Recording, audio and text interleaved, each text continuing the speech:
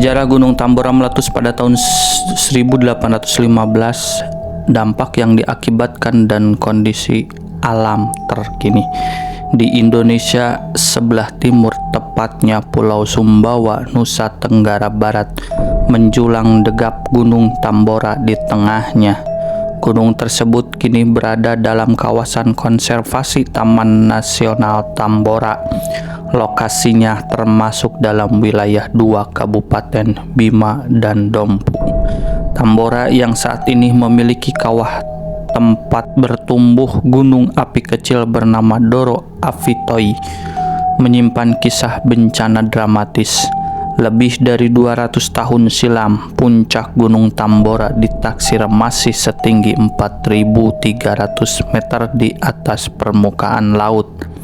Namun letusan dahsyat pada tahun 1815 meluluh lantahkan hampir separuh badan Tambora. Kini tingginya hanya 2.851 mdpl. Dampaknya bukan main. Kerusakan tak hanya dirasakan penduduk lokal maupun Nusantara, tetapi mencapai level global. Besarnya daya ledak erupsi Tambora pada 10 April 1815 diilustrasikan Gillen de Archwood dalam Tambora The Eruption That Changed the World 2014 sebagai tragedi The Pompeii of the East. Sejarah Gunung Tambora meletus 1815. Letusan dahsyat Gunung Tambora terjadi pada bulan April 1815.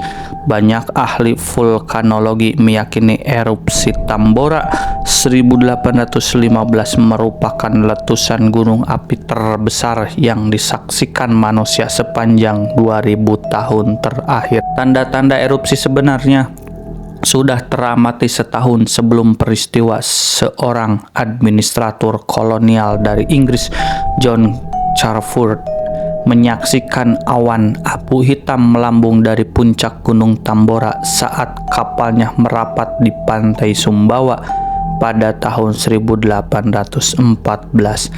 Beberapa bulan setelahnya, Charford menyadari abu yang mengguyur dek kapalnya menjadi awal sebuah erupsi dengan skala raksasa.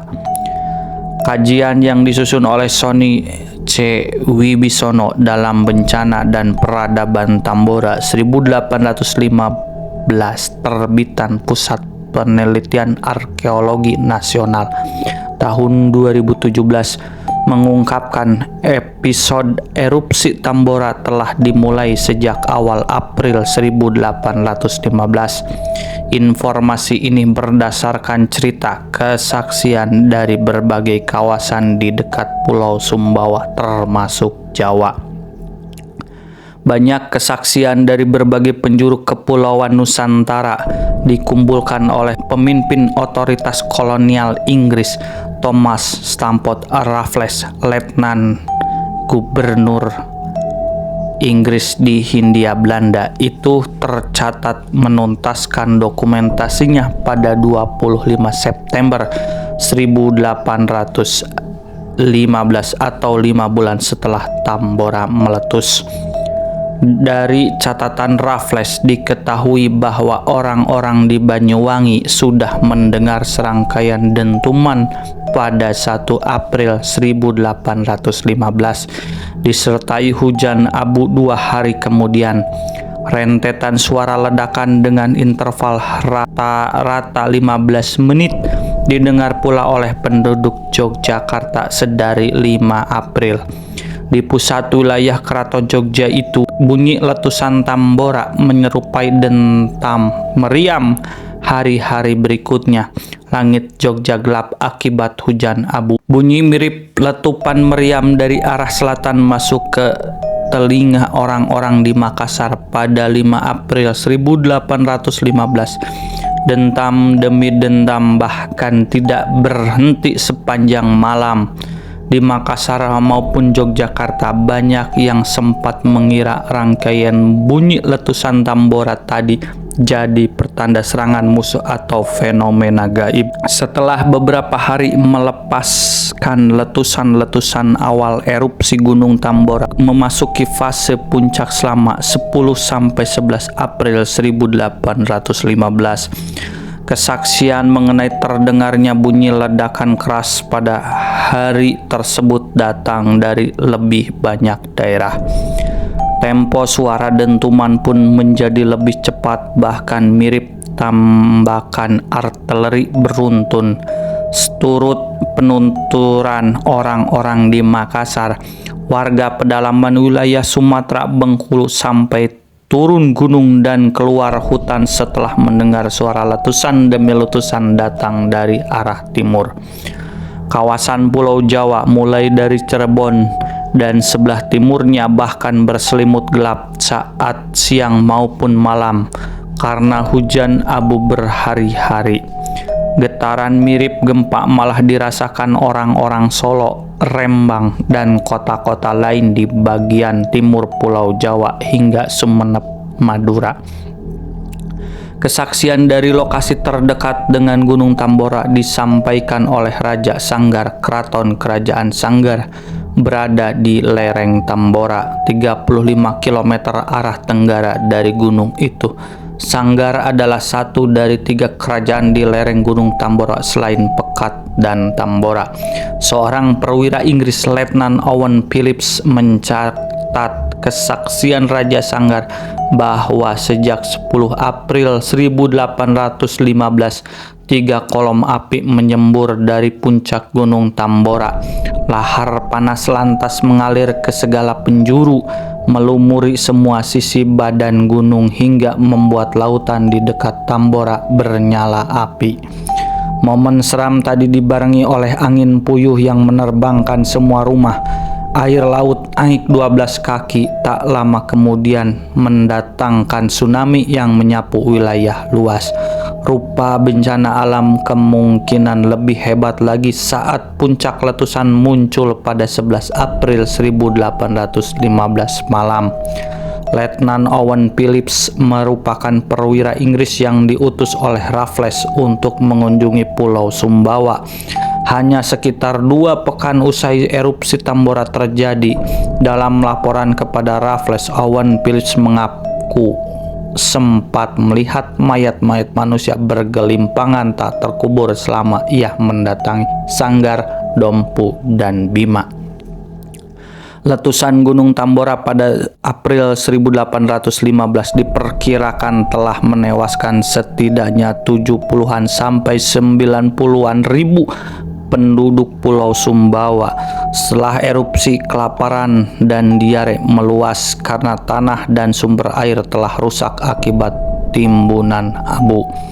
Kondisi ini membuat 30-an ribu warga yang selamat bermigrasi ke Jawa, Bali, dan Sulawesi secara massal beberapa pekan selepas erupsi. Dampak berat tak hanya dirasakan rakyat Sumbawa. Tanah-tanah pertanian di pulau-pulau dekat Sumbawa seperti Bali dan Lombok ikut susah menghasilkan padi setelah bulan April 1815. Hal ini membuat penduduk pulau-pulau tersebut sangat bergantung pada pasokan beras dari Jawa. Hasil studi vulkanolog asal Inggris Cliff Oppenheimer dalam buku Eruption That Shook the World menyimpulkan letusan Gunung Tambora pada April 1815 memuntahkan material magma sekitar 140 gigaton, setara dengan kurang lebih 50 km kubik batuan padat. Letusan Tambora April 1815 diperkirakan segera meruntuhkan kaldera sekaligus memompa kolam abu erupsi hingga membumbung setinggi 43 km. Erupsi ini melepaskan pula sekitar 60.000 megaton sulfur ke lapisan stratosfer, 6 kali lipat dari sulfur yang terlontar dari letusan Gunung Pinatubo tahun 1991. Dalam skala indeks eksplosivitas vulkanik, letusan Gunung Tambora 1815 berada di level 7. Angka itu menegaskan tingginya daya rusak erupsi tersebut. Hanya ada 4 letusan gunung api yang masuk kategori level 7 indeks eksplosivitas vulkanik selama 100 abad terakhir. Dengan skala erupsi sebesar itu, letusan Gunung Tambora 1815 mengakibatkan anomali musim di level global. William K. Klingman dan Nicholas P. Klingman melalui The Years with Summer 1816 and the Volcano Deaths Darken the World and Change History, menerangkan pada musim dingin tahun 1815 sampai 1816, selubung abu yang nyaris samar menutupi dunia memantulkan sinar matahari, mendinginkan suhu serta mendatangkan malapetaka pola cuaca.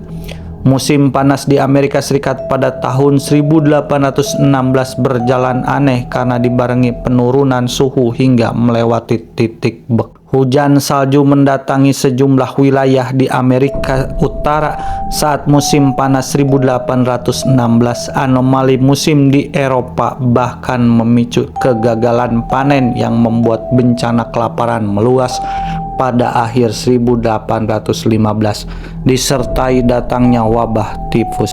Legenda terkait Gunung Tambora 1815. Salah satu prosa yang mengisahkan letusan Gunung Tambora pada 1815 adalah karangan lisan Eisinga yang tercatat dalam buku karya Cambridge Lawyer bertajuk Kerajaan Bima dan Sejarah dan Sastra. Alkisah letusan ini ditengarai kemurkaan Allah Subhanahu wa Ta'ala terhadap Sultan Tambora yang bernama Abdul Ghafur sebab ia membunuh seorang niagawan dari Bengkulu. Haji Mustafa Eisinga menyebut Haji Mustafa dalam karangan lisannya dengan nama Said Idrus. Mulanya Said Idrus yang merupakan pedagang datang menumpang di rumah seorang Bugis di wilayah Kerajaan Tambora. Sewaktu melaksanakan sholat di sekitar sana, ia geram dengan seekor anjing yang lalu lalang masuk masjid. Said Idrus main bunuh sembarangan binatang itu lantaran menganggap orang Islam yang memelihara anjing sama dengan kafir. Tak tahunya anjing itu sebenarnya merupakan peliharaan sang sultan. Mengetahui anjingnya telah dibunuh dengan sebab yang menurutnya enteng belaka, Sultan Abdul Ghafur murka secara sadar. Ia mengundang Said Idrus dalam jamuan makan malamnya di istana. Ia dengan sengaja memasak 2 macam daging guna disuguhkan kepada Said Idrus untuk mengujinya. Satu daging kambing dan satunya daging anjing yang telah mati. Said Idrus yang tak menahu apapun lantas menyantap dengan lahap hidangan sultan. Di tengah perjamuan itu Sultan menyeletuk dengan mengatakan makanan yang disantapnya itu merupakan olahan daging anjing. Said Idrus yang tak menaruh curiga sebelumnya kaget bukan kepalang. 2 sosok beda pangkat itu lantas berdebat dengan hebat sampai acara jamuan menjadi kacau. Sultan Tambora yang memang telah menaruh dendam pada Said Idrus karena telah sembarangan membunuh anjingnya, memerintahkan ajudannya menghabisi sang saudagar. Ia diringkus lantas diarak menuju ke puncak Gunung Tambora. Kepalanya remuk oleh hantaman benda tumpul oleh para ajudan istana. Kemudian jasadnya digeletakkan di sebuah gua. Pada waktu Selasa subuh bulan Jumadil awal tahun Selasa 11 April 1815, tiba-tiba Gunung Tambora meletus dan memuntahkan lava dari dalam perutnya. Para ajudan yang masih berada di puncak itu pun lari tunggang langgang menghindari lahar yang membuntutinya. Mereka semua terbakar api serta seluruh alam yang dilewati lahar letusan itu. Eisinga juga menuturkan bahwa sumber nyala api sesungguhnya berasal dari 2 tempat jasad Said Idrus tergeletak. Bukannya langsung mati, justru para ajudan istana itu masih terus berlarian menuju pusat kota. Akibatnya segala yang dilaluinya turut terbakar, rumah-rumah terbakar, hutan terbakar, sawah dan ladang pun habis tak tersisa. Bahkan istana kerajaan Tambora pun ikutan ludes dilalap si jago merah Shah dan bala kuala tak menimpa negeri Tambora. Lepas kebakaran akibat letusan dan lahar itu, air bah naik. Negeri Tambora tenggelam, daerah di sekitarnya macam Sumbawa, Sanggara, Pepakat, Dompu, dan Bima direndam air. Tanah-tanahnya pun terbelah dan menjadi dua dan tiga. Film dokumenter Majestic Kondisi Alam Gunung Tambora saat ini.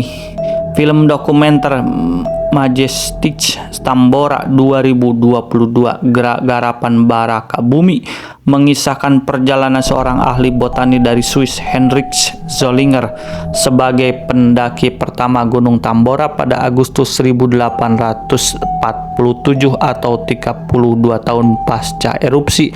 Lewat catatan perjalanan Zollinger, sang sutradara Harley B. Sasha menjajaki rute pendakian jalur Piong dan menggambarkan ketampakan alam Tambora saat ini. Kini kawah Tambora punya kedalaman 7 km dan kedalaman 800 meter dan membuatnya dilabeli sebagai greatest crater in Indonesia, kawah terbesar di Indonesia. Di bibir kawah terbentang sabana luas dan banyak bunga edelweiss berukuran kerdil. Selain itu juga gagah berdiri bukit hamparan setapak dengan warna kuning kecoklatan, lengkap dengan semak belukar. Jika beruntung, kawanan kuda dan kerbau liar dapat dijumpai tengah memamah rerumputan. Saat ini Gunung Tambora memiliki berbagai jalur pendakian, antara lain Doro Ncango, Doro Pendatoi, Pancasila, Dompu, dan Piong. Basecamp jalur-jalur itu dapat ditempuh via mobil jeep yang melintangi hutan dengan vegetasi yang lebat. Namun jangan khawatir, medannya cukup ramah dan bersahabat bagi para pendaki. Walakin tentu saja bukan trek yang cocok bagi pendaki pemula. Waktu paling cocok untuk mendaki Gunung Tambora antara bulan Juli hingga Agustus. Hal tersebut karena cuaca lagi baik-baik dan cerahnya. Dari puncak Tambora terlihat pemandangan indah kawah hamparan pantai Hodo, Gunung Doro Mboha, juga Pulau Satonda. Di bagian lereng puncak, para pendaki dapat mendirikan tenda lantaran tempatnya yang cukup landai. Namun untuk mencapainya harus menuruni puncak dengan trek yang cukup sulit. Perjalanannya pun bisa memakan waktu selama 8 jam. Butuh teknik yang mumpuni karena harus merintis atau membuka jalan baru terlebih dahulu menuju ke sana. Selain keindahan Gunung Tambora, wisatawan yang berkunjung ke NTB juga dapat mengunjungi Pantai Sotanda yang terletak di sisi barat laut Gunung Tambora. Pulau ini merupakan daratan yang terbentuk akibat disrupsi abu vulkanik letusan Gunung Tambora tahun 1815. Lokasi Pulau Satonda hanya dipisahkan oleh selat dengan Pulau Sumbawa. Cara mencapainya cukup mudah, yaitu dengan menggunakan perahu motor atau speedboat dari Pelabuhan Kanang.